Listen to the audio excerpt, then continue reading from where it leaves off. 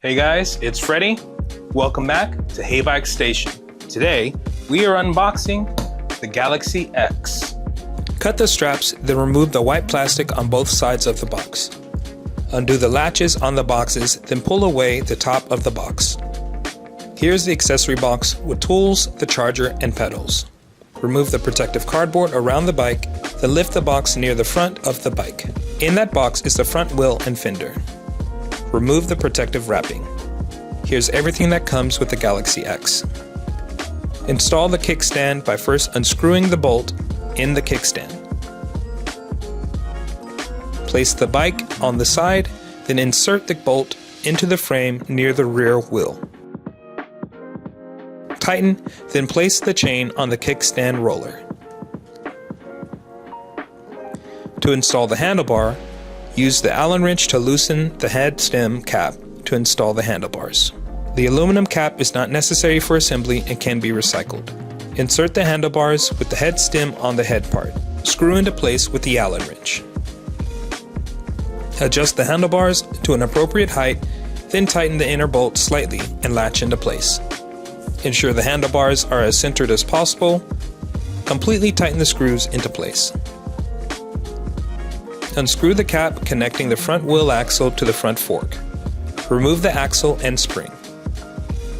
Remove the protective plastic from between the front brake calipers. Lift the Galaxy X and slide the front fork into place. Ensure the disc brakes are properly placed between the brake calipers. Return the front axle, spring, and cap, ensuring that the springs are placed in between the front fork and the cap and end of the axle. Tighten to secure into place. To install the front fender, use a screw to fully loosen one of the screws on the front fender.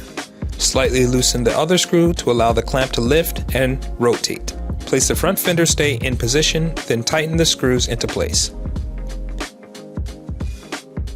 Use an Allen wrench and open-end wrench to loosen the bolt and washer in the middle of the front fork. Then place the front fender at the rear of the front fork and tighten into place. Loosen the bolt and washer from both sides of the front fork. Position the front fender stays into place, then screw the bolt and washer back into place.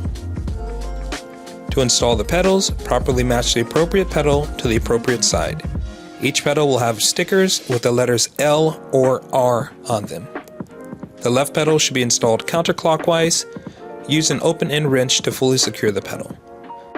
To remove the battery, use the keys near the handlebar. Remove the battery cover by pulling down on the latch, then pulling out the cover. Place a key in the lock to unlock the battery from its position. Pull down on the latch on the battery to fully remove the battery from its holding.